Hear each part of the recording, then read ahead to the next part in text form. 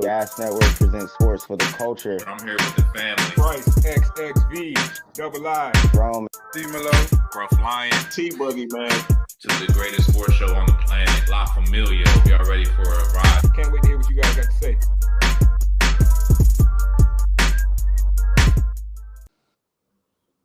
Yes, sir. Yes, sir. You know what it is. Your favorite sports show.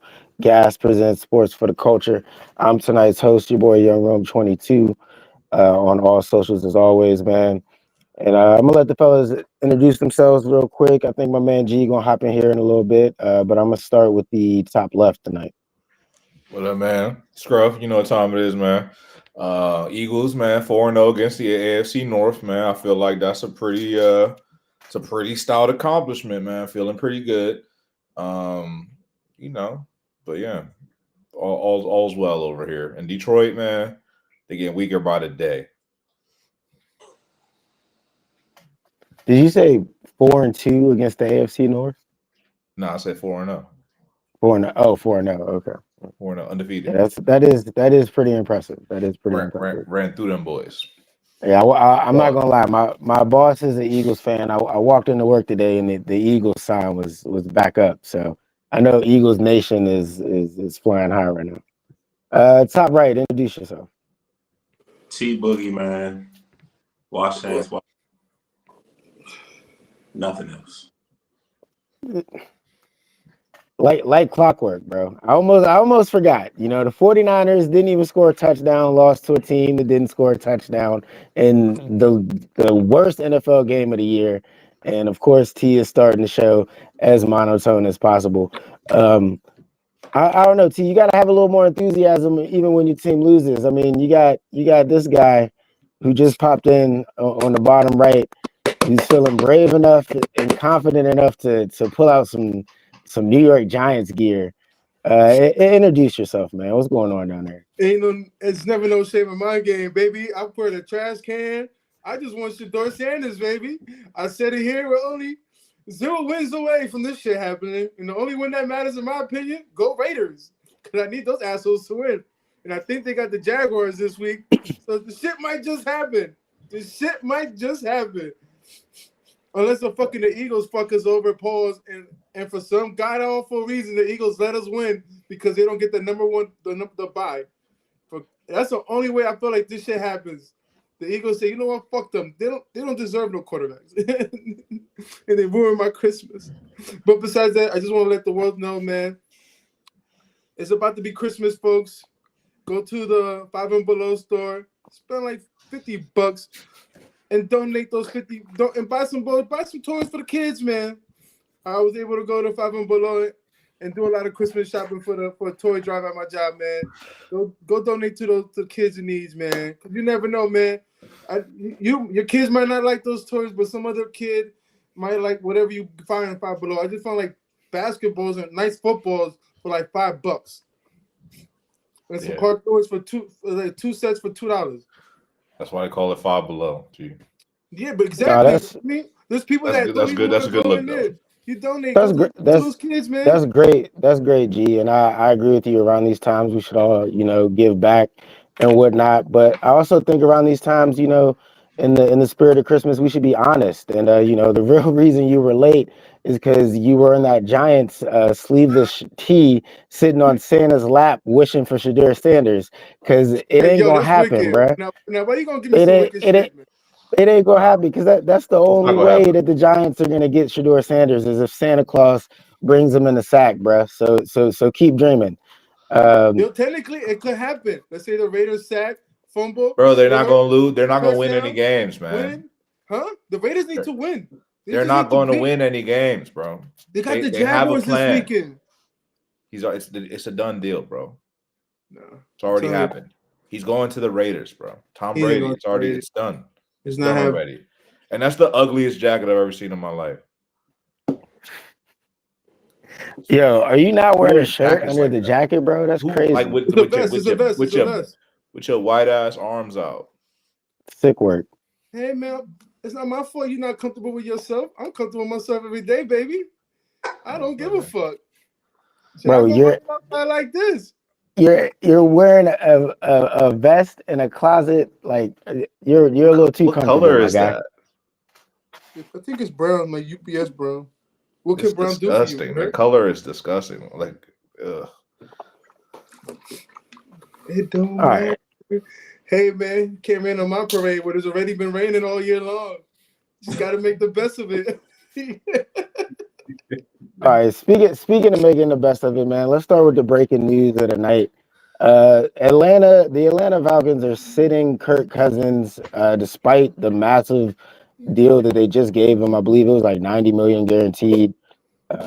But they are going to send him to the bench and start the young boy Michael Penix. So let's start there, man. Do you guys think this is the right move? I'll start with a jump ball. Yeah, I mean, I said it during the draft. I thought Penix was the best quarterback coming out. I said it. I never lie. Y'all got run the tape. I said Penix was going to be the guy. Hey, I I didn't see mean, this. I just Yeah. thought they were going to do the whole Jordan Love situation like Green Bay did. Let him sit. Instead, they pulled out the Patrick Mahomes with what's my boy that got his leg torn up when he was Alex a Smith. Redskin? Yeah, there you go. I guess they did that kind of project. They saw them up during practice and said, "Fuck it, this guy ain't playing right. Really, that Achilles is really still messed up. He's not as accurate as he used to be." Said, "Fuck it. Like, what is your odds? Like So you think Atlanta gets into the playoffs then? that? Nah, because not the way that Baker's playing, man. Baker's just been playing like a monster. If you have him in fantasy right now, like he's gonna help you win your league. All Depending right, how Scruff, your settings are set up. What you thinking? Atlanta making the right move here? Man, I didn't. I mean, I agree with G. I like Penix a lot. I think he's got a live arm. And the kick can so he could throw that joint, man. He was carving up defenses last year. One thing for sure. And I'm looking at Kirk Cousins' last 5 games, man. Like 1 touchdown over the last 5 games. That's crazy, bro. Like that's crazy. He hasn't scored a touchdown. Like before the game, last game, he hadn't scored a touchdown for like the whole month of November and December. Like we about to be at Christmas. So like that's crazy, bro. Like how you gonna be? And the fact that they're still in this shit is even more crazy. But I mean, the contract is the contract. They did what they did. But that's why you draft best available player because it gives you options. You know what I'm saying? Because at the end of the day, like Penix go out there and sling. I think he could get it. The type of way that Penix run an offense, like they could get like 3-4 touchdowns. Like it could be like a high scoring game. Like I don't know if he's going to jump out in the pros and do that. Time will tell. But like giving him some experience, if that is your guy, why not? So I think it's a good move. What you got to lose at this point? Nah, that's fair. That's definitely fair. I gotta put you on the spot too, though. Do you think they make the playoffs with this move? I gotta look at the standings. Let me see here. Shit. I think they're on the outside looking in, but they can still get the South. Keep in mind, G made the point. Baker Mayfield is playing crazy, but Atlanta's already beat them twice, so they have the tiebreaker with Tampa Bay. It really is going to depend on the schedule. They got the Giants. Schedule does look favorable though. I think they could make the playoffs because they got the Giants. You already know what they're trying to do. And then you got the Commanders, which randomly got shifted into the Sunday night slot. And I'll be on upset alert for the Commanders for sure on that one. I think that could be a really interesting game. And then you got the last game against the Panthers, which like Panthers been playing well, but if you're really going for it, why wouldn't you beat them? So they could go 3-0, and catch some, they could do it. Yeah, I could see them making the playoffs, but it's gonna that means the rookie comes out hot and he comes out like he got to come out like this is the college football playoffs of last year. If he comes out playing like that, they make the playoffs. But it's all right, what you think, man? Is Atlanta making the right move, or is this just a desperation move right here? I don't think it's desperation. I think they don't like what they see in Kirk. And I think Kirk probably he hasn't looked healthy all season. He hasn't looked like he's been able to move. I think the style of offense fits Penix a little bit better. I think it's a worthy gamble, especially considering you have a tiebreaker. I think it's a worthy gamble because let's say he goes out there, falls flat in his face. You can always go back to Kirk. He's a vet. He's not going to mail it in because they gave somebody else the job. He's competed for a job before. So I think it's a smart play. I think it's a way to spark a team when they seem to be kind of in a rut. Okay, yeah, that it could definitely be a spark. I agree with that, but this close to the playoffs, man, you got like what 3 games left in the season. Do you think that the Penix can be enough of a spark to get them in? Yeah. I don't even think you can make this move if um, the offense, the team in general, isn't behind it. Because otherwise it splits the locker room. So I think there has to be some sort of support for the young guy with the club to even make that move. I think they do get in, and I think they actually perform pretty well in the playoffs. But you know, you never know with a rookie quarterback; it can go either way. But that guy's kind of old, so I think he'll be fine. No, yeah, I was a fan of Penix coming out. I thought he was. I wasn't too surprised when Atlanta got him as high as they got him. And this as a Commanders fan, I got to be honest, this was the move that I did not want to happen before they played us. Kirk was playing terrible. Not only is he only thrown 1 touchdown over the last however many games, pretty sure he's thrown like 9 interceptions. So it's been a ridiculous slump for Kirk Cousins, which leads me to my next question. um, you know, 90 million guaranteed. I'm pretty sure it was like a 4-year deal with however much on the back end. What do y'all think Kirk Cousins' future is? He has a no trade clause. Does Atlanta hold on to him after this, or what would you guys do? Let's play GM here. I'll start with you, Scruff. Man, I'm looking at that contract. Yeah, 100,000. that joint It's crazy. crazy. Yeah. Kirk, the king of getting the bag though, man. Give him that. $100,000 guaranteed. So that means they gotta pay him that 100,000 regardless. I don't know what the cap hit is and all that shit, but that sucks. It really does. Maybe they should get to trade him. You know what I'm saying? Quarterbacks No, are not. he's got a no trade clause. That's fine. He could pick his destination if he got to. But Mhm. quarterbacks are not a plenty, man. There's only really maybe 16 really good quarterbacks. You know what I mean? And then everyone else is kind of like they're yeah, you know, some days they're good, some days they're not. You know what I mean? What's the difference between a guy like Daniel Jones who's starting the season, Jameis Winston playing now? We're talking about 26 and 40. It's not a big drop off, but from 10 to 18, it's a big difference. Anyway, Cousins will find another job. The question is, can they trade him? Maybe not. If they can't trade him, I mean, I look at it like this: if the Eagles could trade Carson Wentz when they did, and twice he got traded, Kirk will find a destination because he's still better than Carson Wentz was at that time. That's a very fair point. That's a very fair point. G man, what do you think? Kirk Cousins, is he cooked? No, just because we don't know what Michael Penix is going to look like in these next 3 games if he does get the opportunity to start the next 3 games. He got the Giants, and I guess that's going to be not so much of a telling. It's just going to be like, all right, how are we going to move the offense? But fuck no, man. I think this guy could end up winning his job back. It all depends about injuries. Injuries really determine where these guys go. Injury could be the reason why he gets traded to, let's say, Miami with Tua in that situation. So if they're hot, it'd be real funny if he ended up being the Giants quarterback. You got something different for Christmas. But how? Why would we get him? Because y'all suck, and y'all gonna be in the market for a quarterback, and if y'all don't get one of the top 2 picks, you know what I'm saying, or whatever, for whatever reason, y'all want to go with a vet. We're destined to get a top 2. Y'all might want to go with a vet. Hey, I think Scruff the Jamish or whatever is back, bruh. Scruff got his crystal ball. I see things. I just called it how it works. How does it work out? If there's a lane there. That's all I'm saying. To sit everybody down and let the Giants win that game, just to say fuck where y'all draft at. All I'm saying is y'all had Daniel all I'm Jones. saying. Y'all paid him all that money, bro. And y'all in the market for a quarterback, and he about to be in market for a team. So I'm just adding 1+1, bro. Like, Compared to what the Browns did and what Denver did, the Giants okay, the ain't give Browns up is nothing. the So what are you Browns might talking be in the about? market for Talking about for a 40 to quarterback. like 80 and to like over 200 mil.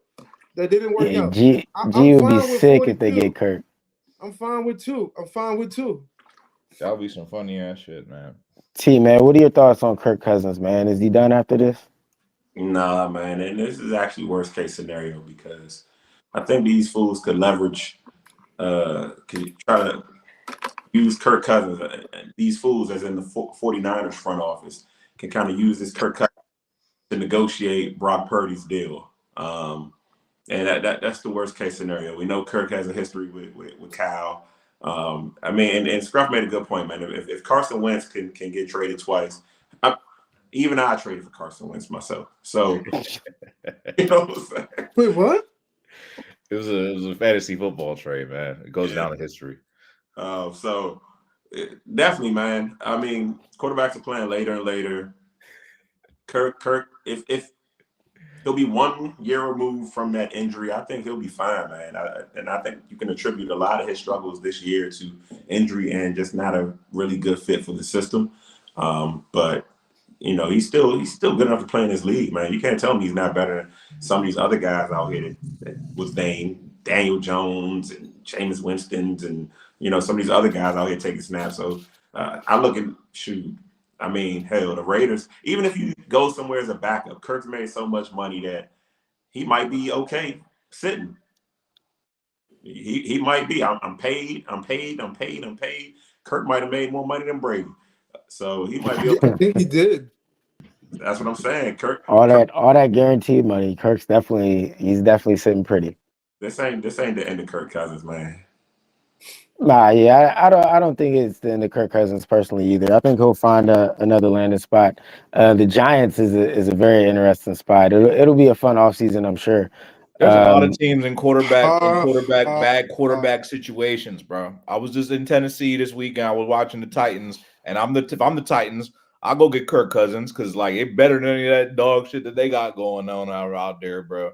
Y'all starting Tommy Cutlets. I'm just saying, bro. Like there's a lot of bad teams with no quarterbacks, bro. Like there's not a lot of good quarterbacks. It's not many. Nah, but T, I'm glad you mentioned it, man, because I was gonna bring it up before we got to the next topic. But that Brock Purdy contract, as deep into the NFL insiders and rumors as I get, I've seen things popping up that last Thursday night performance kind of hurt Mr. Brock Purdy. And what once was a guaranteed bag doesn't look so guaranteed anymore. So what's going on with your 49ers, man? Is it worse than we thought? No, it's not. They just this is a down year. I'm having a down year in fantasy myself. But 49ers be back next year. People get healthy again. We've had a lot of off-season stuff. And I think all of that has rolled into the team's overall performance. I still think Brock Purdy is one of the better players in the 49ers. That last game, I mean, he struggles in rain. Stafford struggled in rain. I'm not sure why people wanted to use a downpour as a litmus test to pay a quarterback. It actually doesn't make any sense. But did he miss some throws? Yeah, he missed some throws. Did we drop some passes? Yes, we dropped some passes. So I think the 49ers will be fine. We got to trim the fat, no pun intended. No, that's not a shot at Debo, but we got some fat to trim, and we'll be back. You know what I'm saying?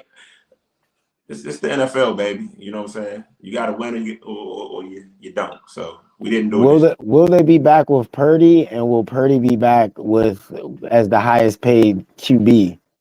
Well, That is the question. I don't know if they'll make him the highest paid. I don't know if he'll set the market. I think what's the market now? What's the highest? Because I think Purdy's going to get 50, 55.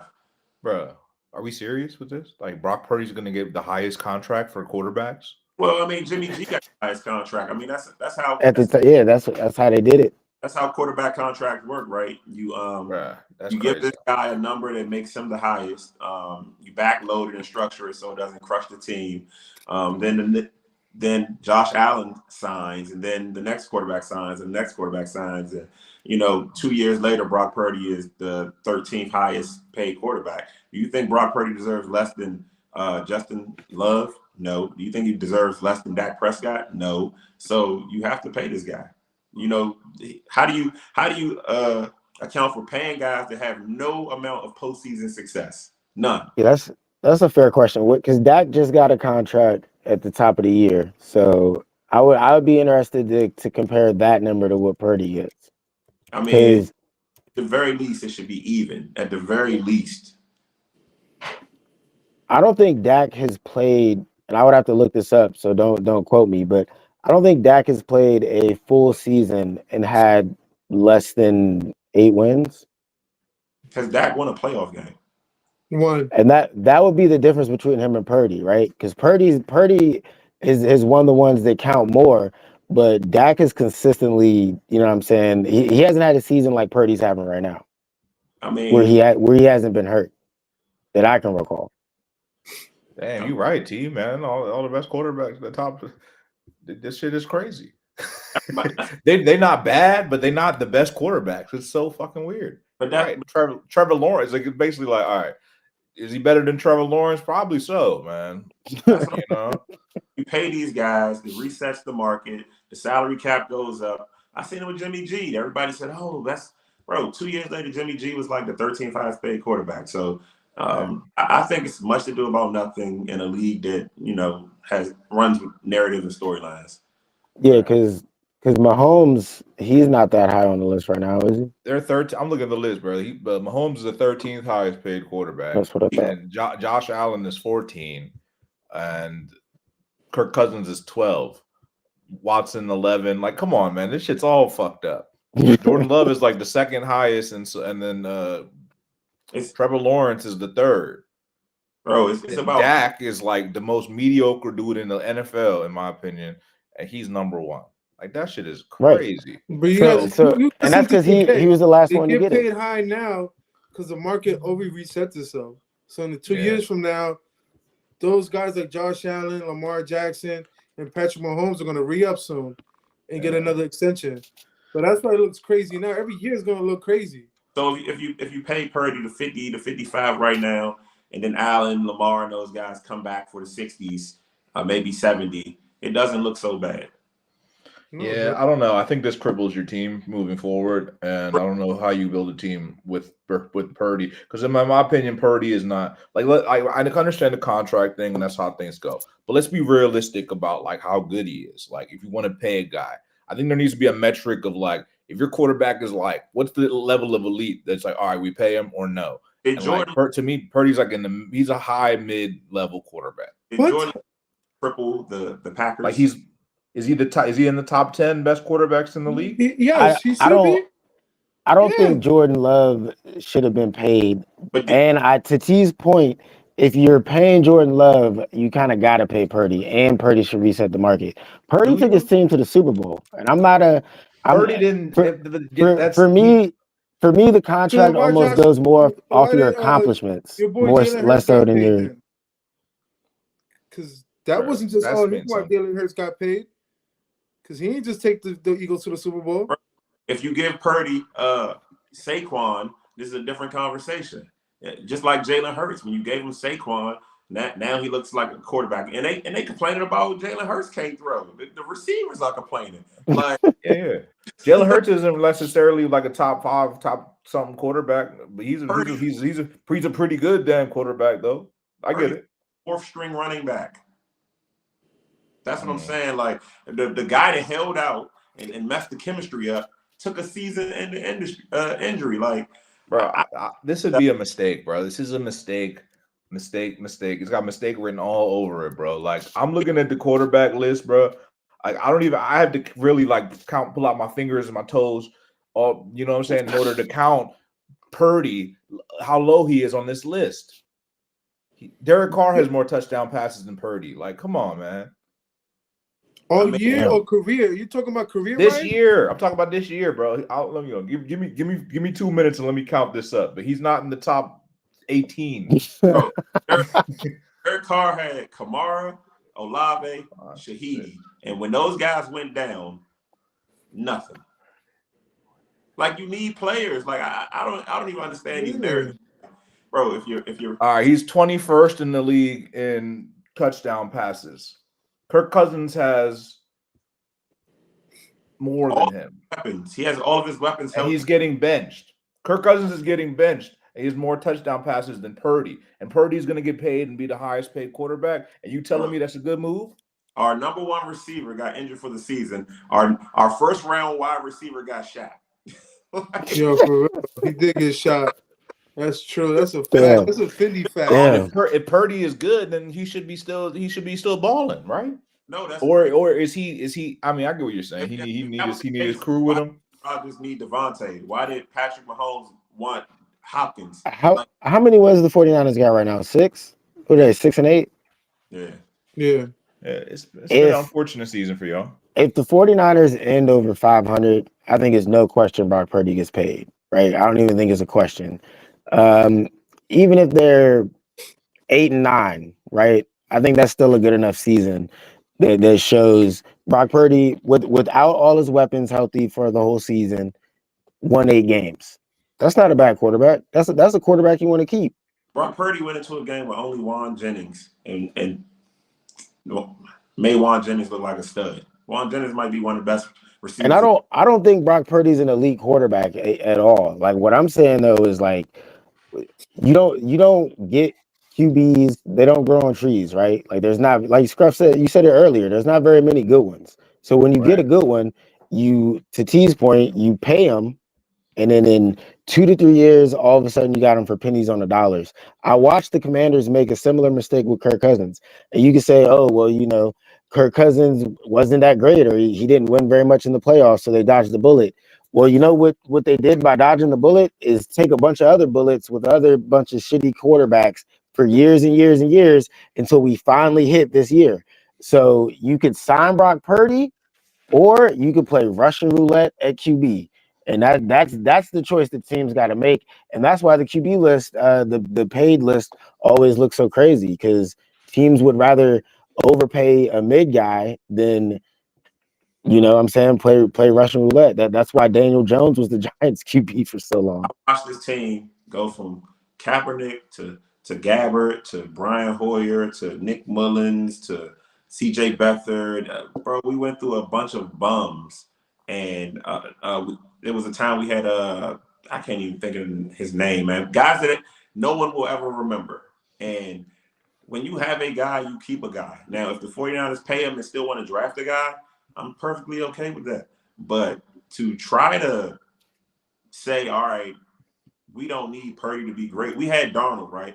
Darnold, I saw a tweet from Baldy that said they should flip Purdy for Darnold. Darnold backed Purdy up last year, and when Purdy was hurt, Darnold came in and played terribly. So it doesn't even make sense. The difference is he has Justin Jefferson and Jordan Addison. You know what I'm saying? That the difference is his and Aaron Jones. And Aaron that boom. He got studs. He got studs around him. That's defense. So here's the part of it though. So when you pay a guy, and the reason why I think Darnold is doing so well, like you say, he's got weapons around him because of the way the cap is set up, right? And Darnold is not getting a lot. He's doing well because he's on a budget contract, and the team can afford to have weapons around him. When you pay a guy like Purdy, your supporting cast is going to look like it did this year because you're not going to be able to afford that big cash. You're going to have to get rid of some guys. Wait, no, that's not true. Guys, you're not going to be able to afford to maintain it. In the case of the 49ers, they just got hit with the injury bug. Legitimately injury bug. They lost who they needed to have. McCaffrey didn't start the year, and look how that team looked without McCaffrey. I get that, but I'm talking about the team they're going to have moving forward. They're going to have less cap room to work with, and they're because of that, the rest of the team is going to suffer. The more money is going to be draft right, and you got to trust the 49ers when they get the draft. Look what he's got. What they got Deebo Samuel in the 3rd round, I believe. 49ers draft pretty well. Exactly. So it's all about drafting. Like, I get what you're saying. If you already got the talent, you got to pay him. You're just hoping that some guys take pay cuts. Some guys won't. Some guys do. But if you draft right, be good. Trent Williams is going to be gone eventually. Juice checks at the end of the line. Travarius Ward is gone after this year. Like we're losing guys and replacing them with young guys. We have a 3-year starter and a rookie that's going to start at corner next year. Like we're turning these guys over. So I think the 49ers will be fine. I don't think we got to. McCaffrey will be gone, and if not next year, the year after. Like I think, but y'all got to find the next one though. Y'all gotta draft right. Like We y'all don't- gotta reload like the Chiefs did. Y'all gotta be able to do what the Chiefs did. But the only difference is y'all don't got Patrick Mahomes. Y'all got Brock Purdy. That's the difference. bro, Yeah, but Chiefs have played 6 one possession games and needed DeAndre Hopkins. Like you think we can't go? Yeah, and that's what happens when you have a quarterback that you got to pay and you got to scrap to make it work for the rest of your team because you have limited options because of your cap. That's when you throwing the Marquez Valdez-Scantling and guys like that. You know what I'm saying? I mean, you know how those contracts are. First year is 20 million, next year is 30, next year is 40, 50. You know, for at least 2 years after we sign him, 2 to 3, we'll be fine. I think he gets like a Jared Goff kind of contract, where it's like he knows not to ask for too much because he wants weapons around him. Nah, buddy. I think he does. I don't think he asks for nothing crazy. Purdy want the money. That's an Arizona kid. He wants. so the does money. he get the good question is now? Because you mentioned Darnold it's a good question now. Yeah. He's balling. Who gets more money, Darnold or Purdy? Purdy. Purdy. We've seen Purdy in the Super Bowl. We haven't seen Darnold in the playoffs. Definitely Purdy, but what I think is interesting is because the other rumor I saw was about Darnold, and the Vikings haven't offered him a contract, and the rumor is that they might not at all. So and they do have McCarthy. Yeah, because of economics. That's what it comes down to again. It's economics, bro. They don't want to pay him. They know he's good at this number, but then they could just bring in the rookie because that makes sense economically speaking. But another team is going to overpay for Darnold. They're going to regret it. That ain't the Vikings' problem. Shit. No, but that's what smart franchises do. But that's the difference between the Vikings. I feel like, and it's going to see how it plays out. The Vikings are going to decide to let go, but cut bait on the quarterback and be economically, fundamentally smart. And the 49ers are going to do what everyone else is doing, which is lock down the quarterback. But that could play out either way. The Vikings, Darnold's not getting a starting job anywhere after this. Mark my words. If they smart, they work out a deal like they got to do a deal like the Eagles did with Hurts. He won't get a starting job unless they pay. So you think Kirk Cousins will get a starting job and Sam Darnold will be out of a starting job, even though he's got the Vikings at they're damn near best team in the NFC. When you hiring a guy, you go through your interviews and you pick up the resume. The biggest section on those resumes is job history. All right. Kirk has job history. Sam Darnold has flash in the pan. He has Nick Foles. He has one-hit wonder written all over him. Hey, so you just said it. We haven't seen Sam Darnold in the Super Bowl or the playoffs. We will see him in the playoffs this year because the Vikings are already locked in.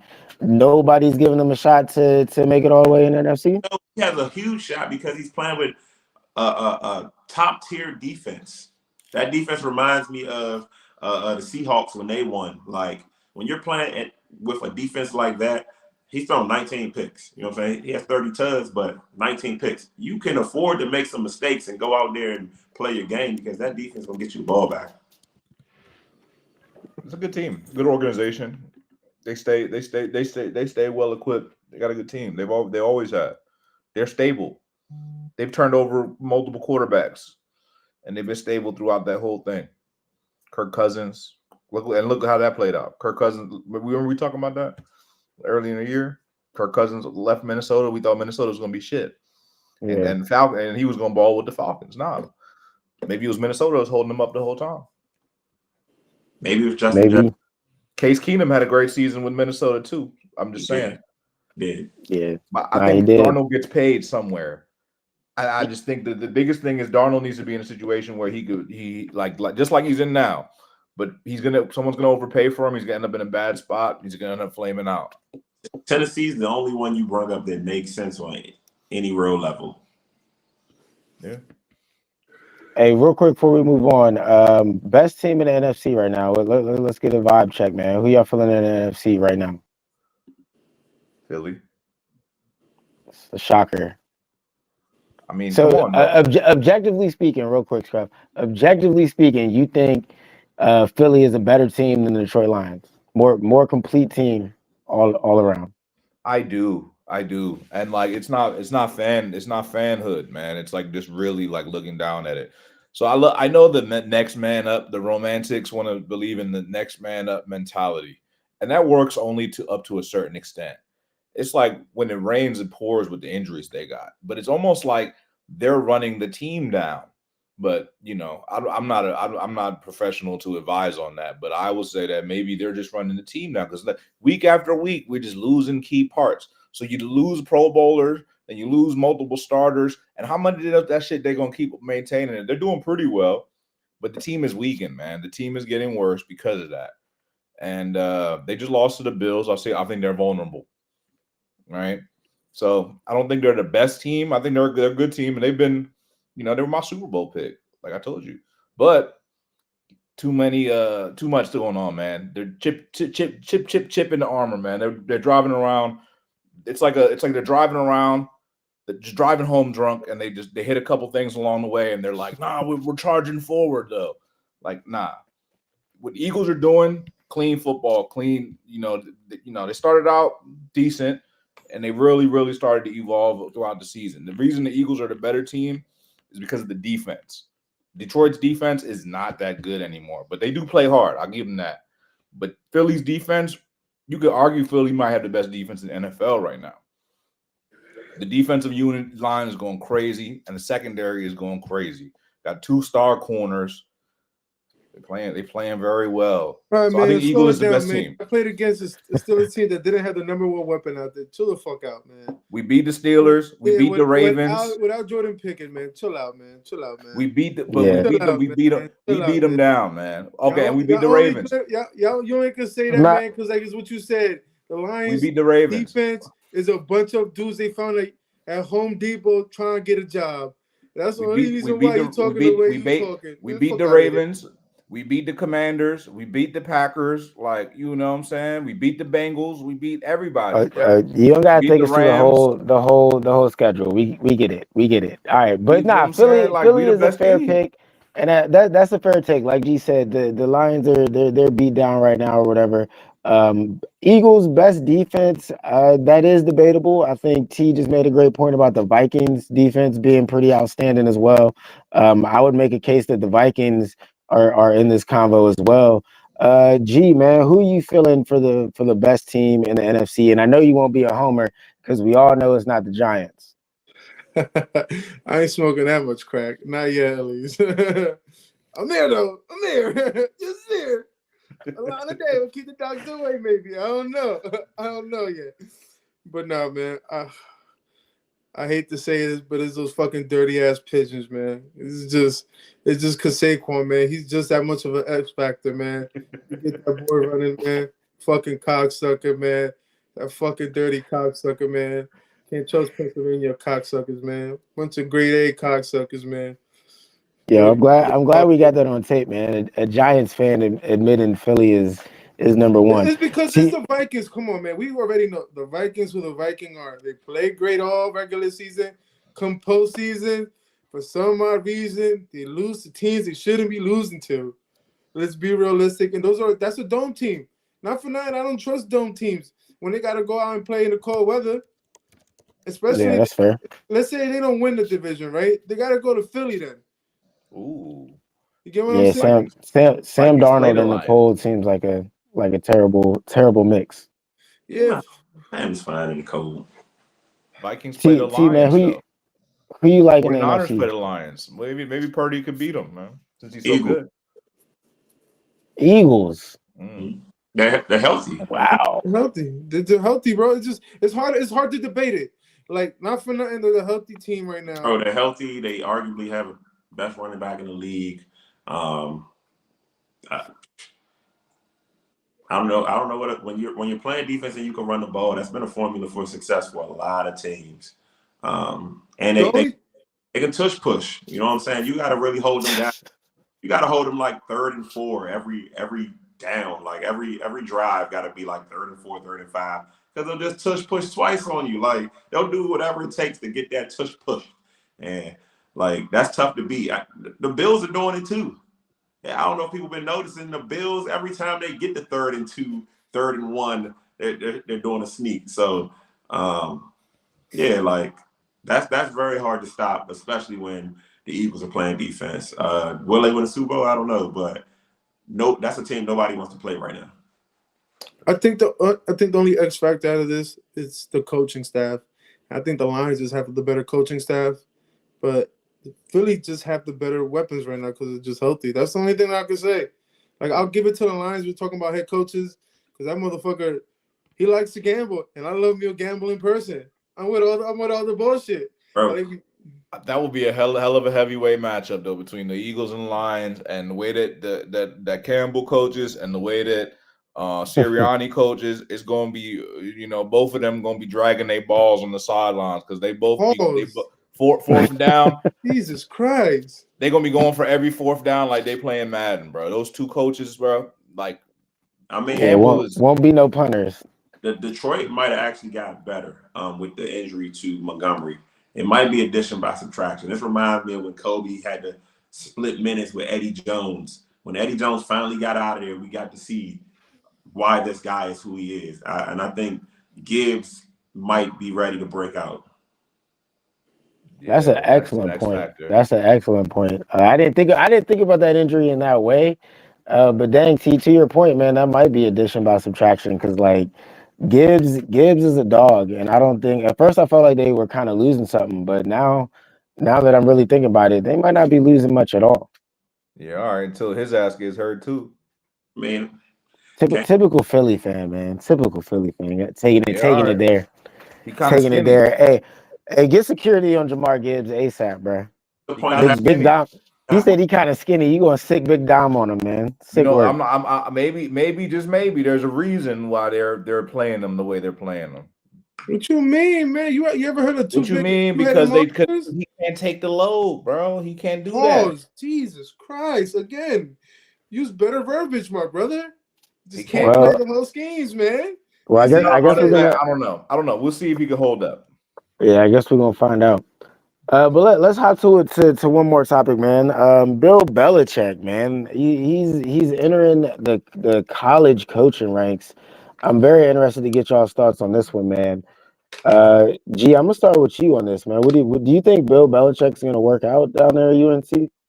Yeah, man. This is pedigree. Just who he is. His resume alone tells you he knows how to build up small guys, make them to pro level kind of athletes. He's gonna teach them the fundamentals. And look, he's already getting recruits. There's like a lot of recruits are like ready to sign and announce. Now they're just whoa. They're gonna see what's happening. I think he's gonna have the same effect that Deion did when he went over there to Colorado. It's like, yo, players are gonna want to look and gonna see. Like they already have countless of Hall of Famers talking good about him prior to this. After he left the NFL, kids hear this. You got parents hearing this. You got how many parents are going to be like, well, you know what, fuck a NIL money, but there's a chance that my kid could get drafted in the 6th, 5th, 4th, 1st, 3rd rounds or whatever. Why not send them over there? Like, you're gonna have a lot of homeschool program, a lot of homegrown bodies out there from Carolina, and then on top of it, you got the Jordan brand with him. Like, I think this is like peanut butter and jelly. Collegiate level, he don't got to worry too much about negotiating because he already did that as a GM when he was with the Patriots, and now it's all about him recruiting and finding homegrown studs from that state alone, and then he works his way out, and then he's gonna lure players over there. Yeah, it could be as simple as peanut butter and jelly, man. T, I'm interested to get your thoughts on this move. This is more daddy ball. You know what I'm saying? Deion has sparked a plague, if you will, of daddy ball. This is. Did Deion spark it or did LeBron spark it? I mean, honestly, you know what I'm saying? Daddy ball goes all the way back to Tiger Woods, Venus Serena. High level daddy ball, LeVar Ball, arguably one of the kings of the daddy ball. But Deion has took that and put the square on it, the small 2. He took what LeVar Ball did and he put the small 2 in the corner, and you know what I'm saying, he squared it. He squared it up to the next power. So this is Belichick seeing that and saying, hey, you know, let me pass on this Belichick name and, you know, let me coach. And I like what he's selling. Like, we're gonna get kids pro.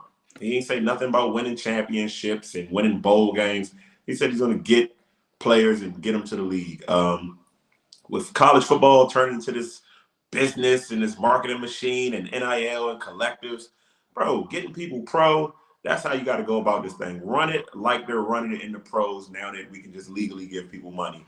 And I think it'll be fine. College is about talent. I don't care how good you can coach. If you don't have talent, you're going to lose. So if he can just, by name recognition, bring in a bunch of talent, bro, the program is going to be good. Like, there's no way around it. He hasn't had much success without Brady, but this is college. Like, it'll be fine. Like, win 10 games and, you know, get guys in the league and people will love you. He don't have to be Saban, is what I'm saying. Yeah, I'm just confused because when Dion started, he didn't have those same sentiments. Like it wasn't just name recognition. He'll bring people in. It was, Dion did something different. Dion went to a small town, promised them people milk and honey, and you know what I'm saying, that's not what happened. they got some honey. That was imitation honey. That was the synthetic. It was a synthetic. Yeah. What you think about the Bill Belichick move, man? I don't know, man. These guys talking about some PB&J and honey and all this nonsense. I don't know what they talking about, but I like the move. So I'll tell you why. Few reasons why. The Belichick know how to take like 3-star level talent and make them play like 4-star talent. You know what I'm saying? He got a lot of guys from Rutgers that were like decent, and like I really know how good they were. And they were pretty solid rotational players in the NFL. Not talking about the you know, like the Twins, but you know the other ones. They were all right. He could do the same thing in college. Draft 3-star, get 3-star guys, turn them into 4-star guys. He's done it before.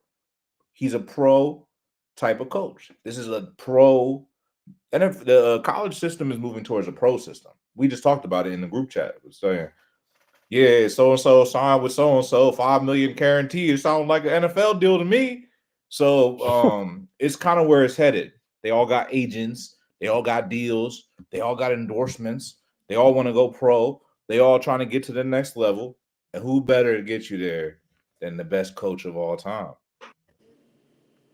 Makes a lot of sense. And he's actually changed his game up a little bit. Smart man.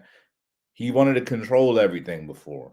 Now he got guys for that. He's going, I don't know what's his name. Lombardi? Like, yeah. Go ahead, take care of all that NIL shit for me. I'm saying, schematically speaking, this team will be tough. That's why I think that it's not. I get why they're talking about Dion, but this isn't Dion. I don't know what Dion's coaching pedigree is, but he's not Bill Belichick. Okay, when it comes to coaching, so schematically, this team will be tough, and they already were pretty good, like in a sense, because like they just had Drake May. He was the number 3 pick. So if they can do something, they can maintain that level of quarterback talent and build a better team around them. The Belichick defense has always been good. That never fell off, even to his last year. And most of those guys are no-namers. So imagine what he's going to do in Carolina. I just want to know if Josh Daniels is going with him because he's a great offensive coordinator. McDaniels? Yeah. That might be the perfect spot for him too. Who knows? But we'll see. But I could see it going well for them. I really could. And I think that they're in a perfect situation. They're in the ACC. The best team in ACC for more last couple of years has been Clemson. Clemson ain't been that good, being honest. So I think that there's something for the taking. They could snatch it. They're gonna be way better than Colorado too. Hey man, go Tar Heels, baby. You throw on that Carolina blue. Let's get it. Yeah. They might be better than Colorado, but I think what Coach Prime did with Colorado will end up being a little bit more impressive. Unless Bill gets, a fair amount of people to the league, which I could 100% see happening. I mean, there's no reason not to believe Bill Belichick can't get people pro ready. If anything, you would think that that's what would be the outcome of that. You really But want to while talk about that though? Because like Prime going to get like what, two guys to the pros, two really elite guys. One of them is his son. So like, how good is he really? Brown will get more than two, Maybe a few, maybe like three. 3, 4. what I was gonna say, Two of them. How many guys not named Sanders or Hunter? I mean, bro, you can't throw Belichick two will get names out people to there. the league. Belichick will get people in the league by the dozens. That Well, oh, one of Prime's players might be first overall.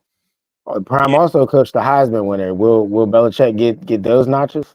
wasn't that by guy? by coaching his son, to his two sons and his buddy.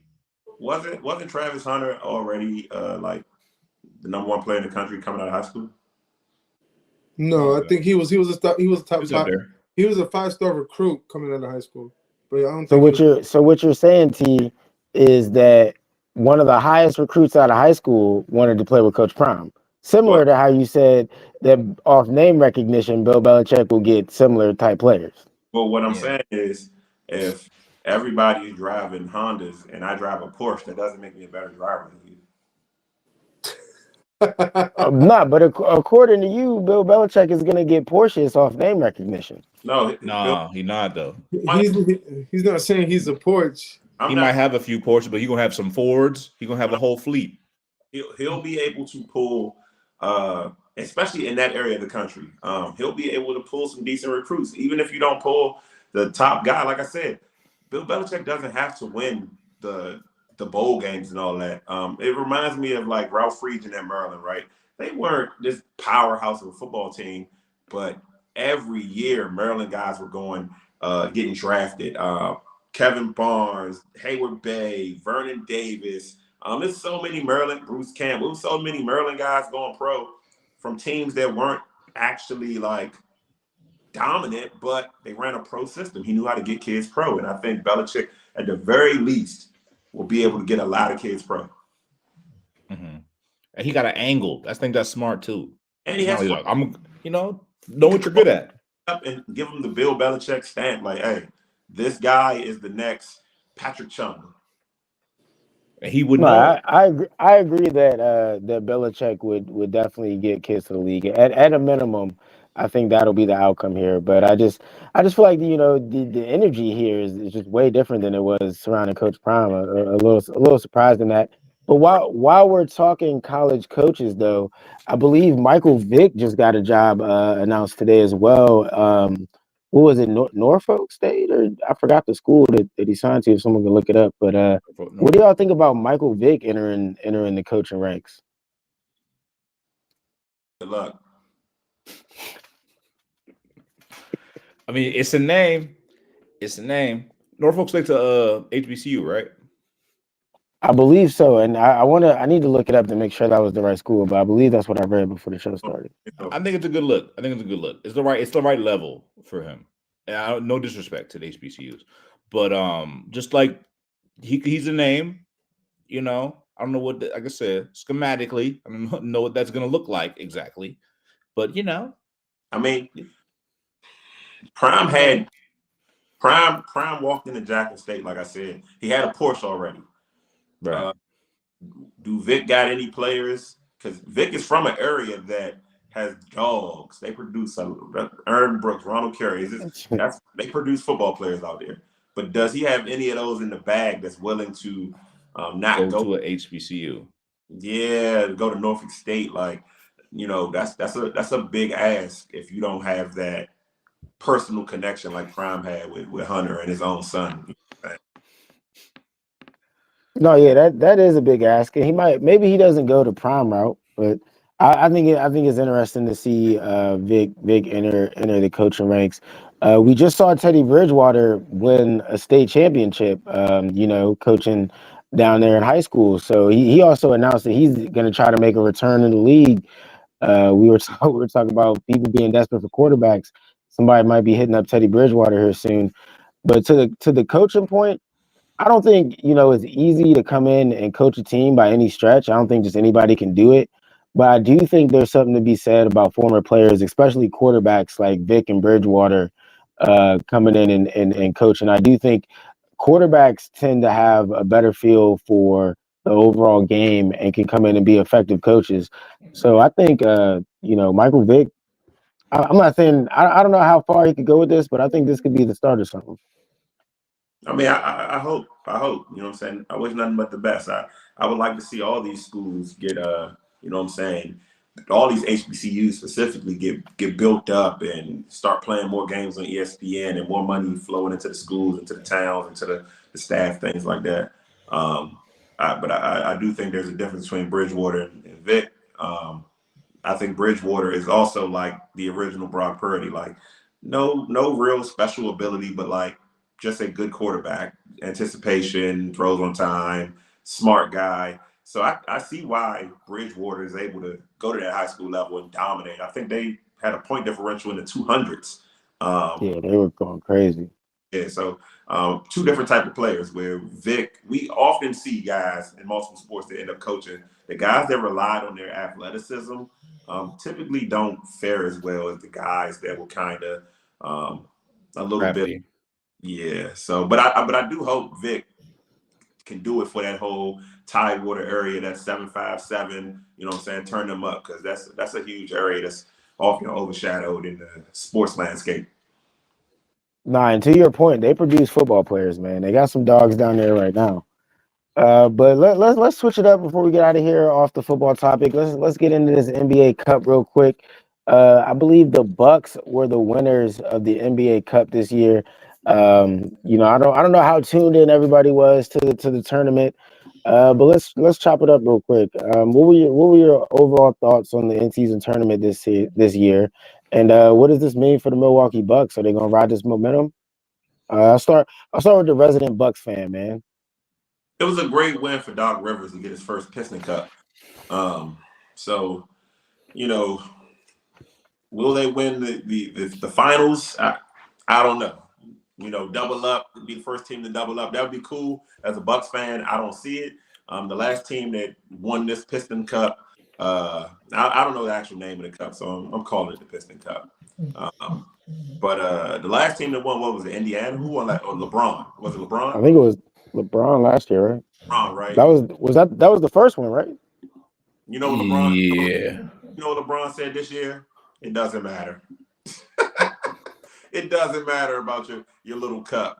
You know what I'm saying? So, congrats. You know what I'm saying? The Bucks seem to really get up for this cup, but I clearly we're just basing this off of last season.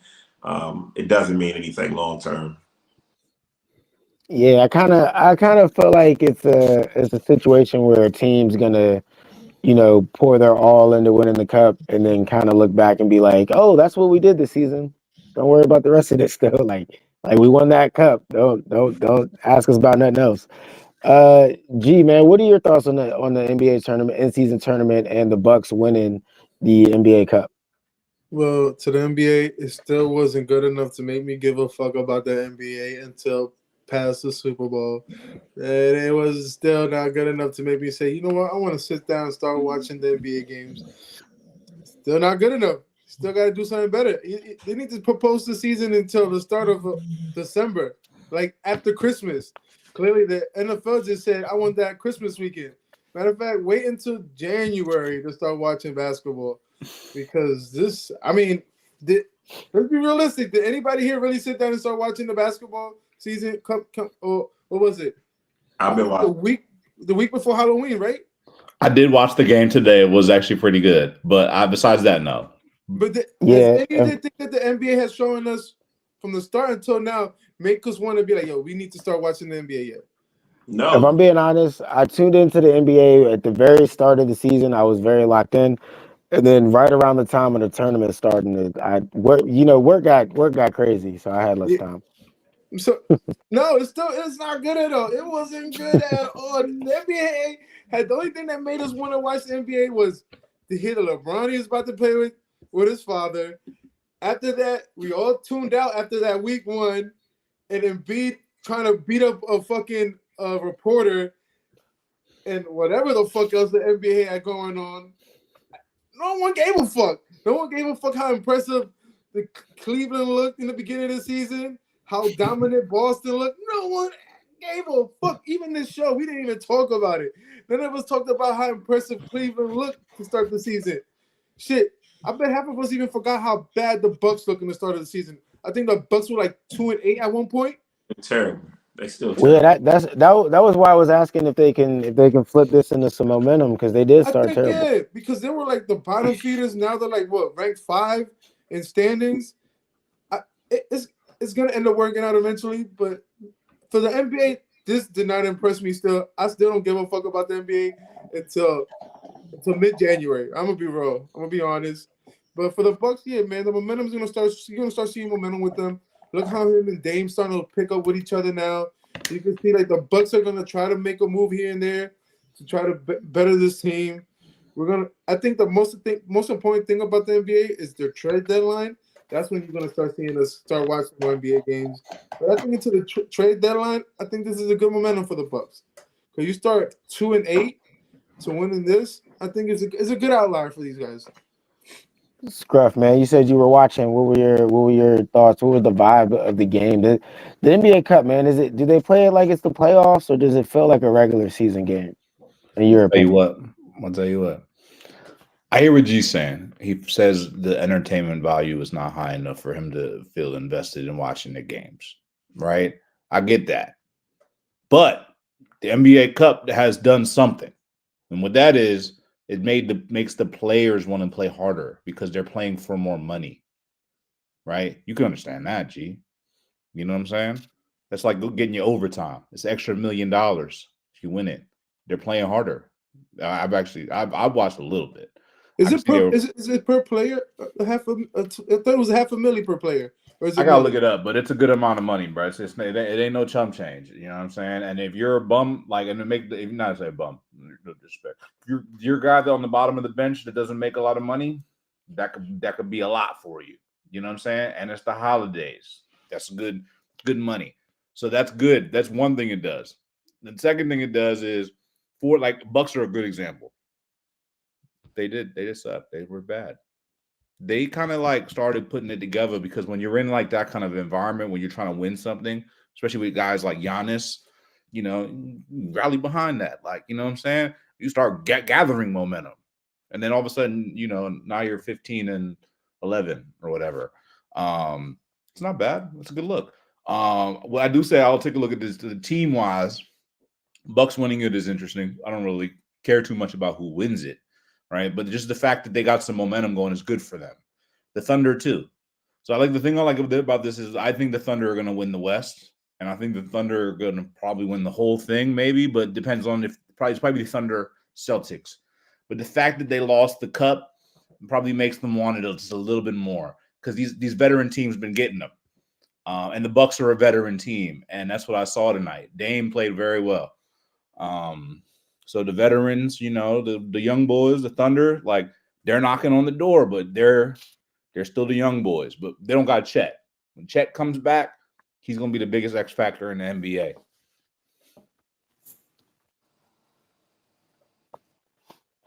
All right, so that's an interesting point, man. It's good that the players are playing harder. We could all understand playing a little harder for some extra cash. And it's honestly a very well placed time by the NBA to do that around the holidays. I wasn't aware of that, so that's a smart move by the NBA. Still not enough to get the fans to lock in the way they want. I'm sure, but it's a nice attempt. Me All right, here's personally, the I think. money. Go Oh, my ahead. bad. The money is $500,000 if you win the championship, $200,000 if you reach the championship, and $100,000 if you reach the semifinal, and $50,000 if you reach the quarterfinal. So if you win it, you get all of that. So that is Yeah. more than 500. That's damn near $1 million. 7, 8, 850. Not bad. You know what I think the NBA needs to do? Start putting some of these games on like local channels. What the NFL does. You know how they had the NBC, Fox. Like to catch some of these NBA, you got to have TNT. Some people don't even have fucking HBO Max or Max to go stream it. Some Listen. people don't even. Are they moving to Amazon? Oh I yeah, think for so. some games. Honestly, that might be the best thing for them. No, I think so too. No, I think not more really. people. I think their ratings are gonna go up. More people gonna watch them because But everybody who got really has Amazon. Amazon Prime? I don't have Amazon Everybody. You don't They- got Amazon Prime? Are you? No. What are you? Are I'm you? not gonna What? tell Are myself you where I are get you where I sure you watch don't have Amazon Amazon games Prime, at. bro? I Somebody in your household got that shit. Right. I was gonna say, Amazon Prime has you. If you don't, if you don't have it, nah, but what I'm saying, you need local TV. Like that's what they need. They need to get nah. back They on need local they TV. need they need to get into the Local streaming TV. game You because get past the stream. Yeah, that's where people are at. They're not at local TV. They're on Netflix. That's why put the it NFL moved there. put it on TikTok. Stream the NBA channel on TikTok. Stream the NBA channel on Instagram. Stream the NBA channel on YouTube, and have those games available. Because having to flip through apps and kind of search and find, I have YouTube TV, so they make it kind of easy. But still, my kids ain't turning on the TV to find a game. But if you put it in no. the phone, if you put it right in their phone and you scroll up on a TikTok and boom, you watching John Morant, you might be more inclined to watch. Because they need to figure out how to give it to the public for free some games because you just it's not and make it more like commercial friendly. Not that you can't, but need to advertise it a little better. Because like I said, the NFL gives you free game if you have basic cable. It might just go the way of baseball. Like that's the natural order of things, man. You know what I'm saying? The NBA could go the way of baseball. E-games could become more popular. Everybody can't stay on top for forever. Eventually, football will be toppled. That's just how it goes.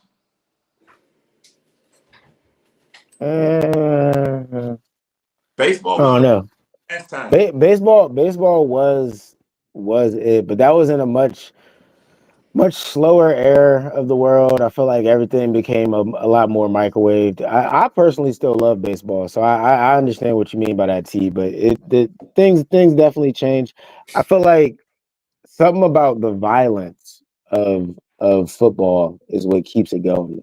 They're trying to take that out more and more. I think the more they get away from that, the more likely football could quote unquote fall off. But I think it's something that intrigues people about that violence. Yeah. I think for NBA, the best way for them to get in people to watch it more is for the convenience factor. They got to lean into the convenience factor because if it's just on some shit that I'm already paying for, then I'm gonna watch it. I'm gonna tell you something that we had that they have no more. You know what I'm saying? There's no more of kids talking about rivalries in school. There's no Commanders fans yelling at the Cowboys fans in the classroom. And part of that is because they have so many other things to distract them. So many other things. So you gotta, bro, if they really want the NBA to market to these kids, you need to create superstars, megastars, and rivalries. You need Ja Morant to come out and be like, LaMelo Ball is whack. So when they play each other, everybody's tuned in. Well, I think to that sense though, like the two players you just named are American players, but where are they on the popularity level or talent level or greatness level of the actual rest of the NBA? Like the best players in the NBA aren't as relatable for our kids. You know what I'm saying? No, because look at Luca and was Buddy from the Suns team? Fucking damn. Booker. There you go. They build like that little I mean, intensity, there's but definitely they just don't know how players to that market it that can better. be relatable, but I'm saying like the best of the best in the NBA right now are not as relatable. No, not at all. Nobody wants to be Luca. Nobody wants to be Jokic. Nobody wants to be Embiid. Nobody wants to be Tatum. Like if Vince McMahon People ran like Giannis's shoes. that, not that expensive, you know what I'm saying? If ran the league, we wouldn't have this issue. I think we do need a Mr. McMahon in the NBA to create some kind of like controversy amongst the players. A Bro, better storyline. you need storylines. You need Steve Kerr to say Doc Rivers can't coach. Like you have to create something to make people tune in. Like if Dame came out and said, "Hey, I'm going for 50 on SGA," I would have watched that. Me personally, I would have said, hold up, he going for 50? Let me let me tune in. But I mean, you have some of that with who is it, Brunson and Trey Young. I mean, they're kind of playful or whatever, but you got a little bit of back and forth. Like, Yeah, but yeah. I mean, Trey Young owns the Garden, so yeah, that's what you need. Shooting you dice. need more Trey Youngs. Come on. Trey Young is my kind of player. Like, he's kind of embraces what T is talking about. You need that. Shoot dice on your logo. We need some of that. We need bad boy Pistons. We need Dennis Rodman grabbing people ankles on the floor. It's just no storylines. It's kind of blah. We need something that's a little bit outside of the game because the game itself clearly isn't selling to fans. Just watching people run around shoot threes. I always said it was a terrible idea, but it's clearly not as exciting anymore.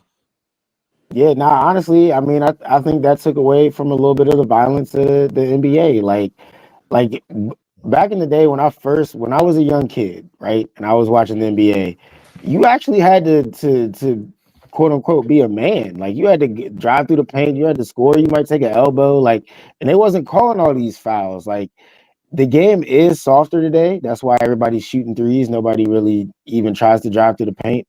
But like you used to take a beating in basketball. You know what I'm saying? Back in the day, you might leave the game with some bruises. You might actually get hurt. Nowadays, it's like you get hurt, you landed wrong, or you know what I'm saying? It was an unfortunate, in type injury, but there's not as much contact. The NBA isn't a violent sport anymore, and in my opinion, it used to be a violent sport. That's kind of what they need to get back to. Maybe not. The rivalries is good too, but I like sports when you really got to compete and say, oh, okay, you faster than me, quicker than me, you gonna drive through the lane, but nah, you really got to go through me because I'm a dog. You know what I'm saying? Like I might not be more talented than you, but I'm a dog, and I think that's what keeps football in the NFL where it's at is because I can sit here and say, T, I'm a way better football player than you, but if we put on pads and you smack me in the mouth a couple times, I might not be much better than you. You know what I'm saying? So like, is that level of competitiveness? That physicality. How much? Yeah.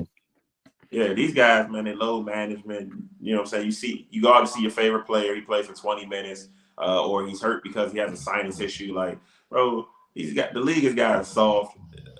Like the stars are happy. They fat and paid. Yeah. NFL knows how to create the fanfare around it. Because on top of the fact that it's like exciting, because it's like you said, the action, the violence, or whatever, like super invested in every play. Because fantasy football, prop bets and shit. You know what I mean? Bro, we got quarterbacks talking about vaccines. You know what I'm saying? Like those are good storylines. Say his name. Say his name. Say his name. NBA is definitely lacking in storylines. Yeah. Quarterbacks talking about vaccines, people's wives talking about other quarterbacks. Like that's what G just said. Too many Ben Simmons in the league. They just want to look pretty on the sideline and shit. Want to color their nails and shit, man. You supposed to call these people out. Somebody's supposed to say, "Oh, we got the Wizards tonight. I'm going out. I'm partying." Like I ain't gonna lie though. Jared McCain was actually driving some. He actually, besides he wanted to make more bigger storylines of the season, and what I'm saying, because he doing something different. You may not like it, but people talking about it. Right. That's the main shit we seen outside the game. Besides, literally what you said, G. Besides LeBron and Bronny and Jared McCain. What is Jared McCain doing? What he doing? TikToks. He TikTok dancing. He doing TikToks. Yeah, like you need that. Like, bro, it was like it's around. People see it. Like it creates visibility towards the NBA, even though it's some funny shit to you. People see it, and that's the main shit we seen. Like we heard that. We've heard about the Sixers sucking, the Embiid. Whoop-de-whoop. That's pretty much that. That's been the highlight of the season, and then the NBA Cup tonight. That's the NBA season. Yeah, in a nutshell. That's what people know about it. Outside people that are actually watching the games, which is few and far between. Man, I can't wait until the government take down TikTok. What these fuck faces gonna do next? The fuck? Yeah, that's wild. That shit gonna be crazy, actually. That shit gonna be funny as hell. I want to see what they're gonna do now. Fuck, man. Man, someone don't become the bad guy. They gonna come out with some new shit. They gonna come out with an American version. It's gonna be called Big Bok. They gonna do some shit like that. Shit. They go come up with some knockoff shit. The He clock said app. big buck. Yeah, what the Amazon. They go. You know what I'm saying? Watch. It's gonna be one of them big companies. You know, I don't know. And on that note, we'll wrap it up, man. You know, enjoy TikTok while it lasts, but gas sports for the culture. We not going anywhere. So you know how we end every show. Hold on, fellas. Sports. Before we leave, right? We got Saturday games. Who we liking? I forgot we got Saturday games this weekend. We got Who's We got playing? Houston at Chiefs. With Chiefs might get Hollywood Brown to come back from the injury.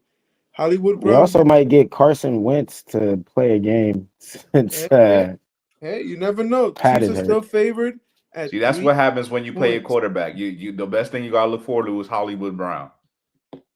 But remember, they been paid Hollywood Brown. He just got hurt. That's what I'm saying. He's not that good.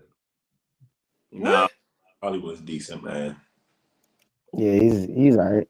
I He's a never, speedster. The game is 41.5 with Chiefs. He's favored at slightly 3. better than Sammy Watkins was when Sammy Watkins went to the Chiefs. I don't think so. I don't think so. You're good. You're reaching. You're good. You're good at it. So you're saying Sammy Watkins was better?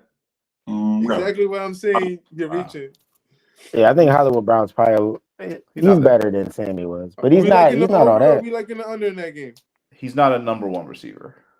I like I don't know. I gotta Are we see. I liking gotta. the over or are we liking the under in that game? over. Is Pat playing? It's game time decision. Man, He gonna if play. Pat's playing, I'll take the. What was the over? 41.5. Uh-huh. I'm taking the over. I'll take the over with Pat. I don't trust Carson Wentz. All right. Throw a bunch of picks. And then the game to end Saturday night game, Steelers versus Ravens. With George Ooh. Pickens might be coming back as well now. Oh, that's for the division. I like the Ravens on that one. It's in Baltimore, right? In Baltimore, with Ravens at 6, and the over-unders at 44.5. Oh, it is in Baltimore. You're right. I like the Ravens. Yeah, they're winning that one. They're getting their payback. Ravens for sure. Are we taking the over? And they cover.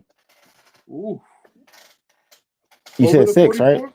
It's 6. I would take the over because I feel like Pickens gonna be back and gonna air it out. Baltimore defense can't stop nobody. Give me the Ravens in an over. Yeah, in the real game of the weekend, right? Because every other fucking 4:00 game is pretty much booty cheeks, and we got a Redskins fan and a Dirty Pigeons fan at the 1:00 game. Eagles are favored at Commander Stadium at FedEx Stadium, whatever the fuck I call that dumpster bowl, at 3.5, with the over under being 45.5. Give me the Eagles in the under.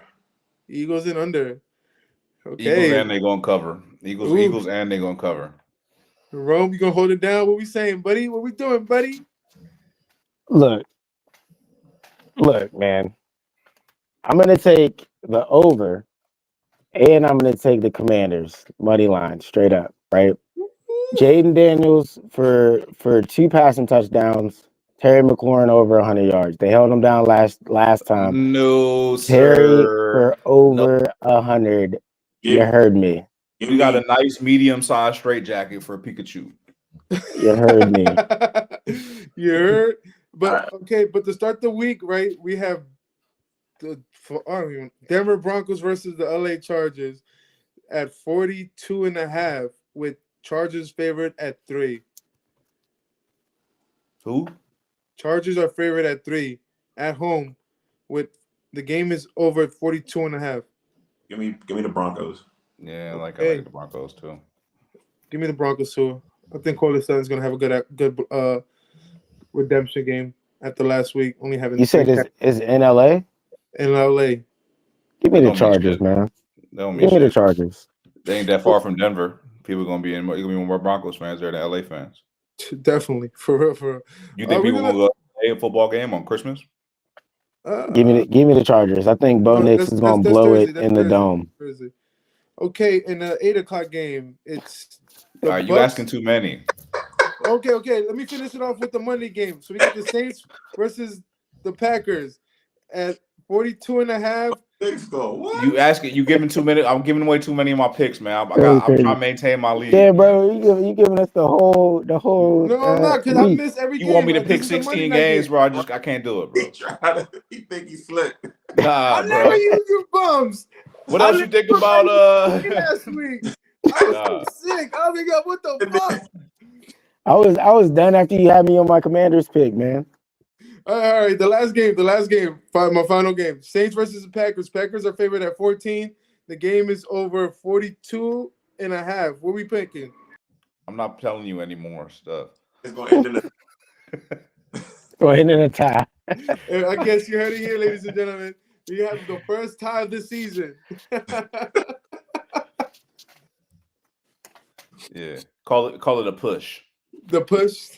Yeah, it's gonna be a push. I think I predict a push. Oh man. All right, man. Y'all boys know how we end every show, man.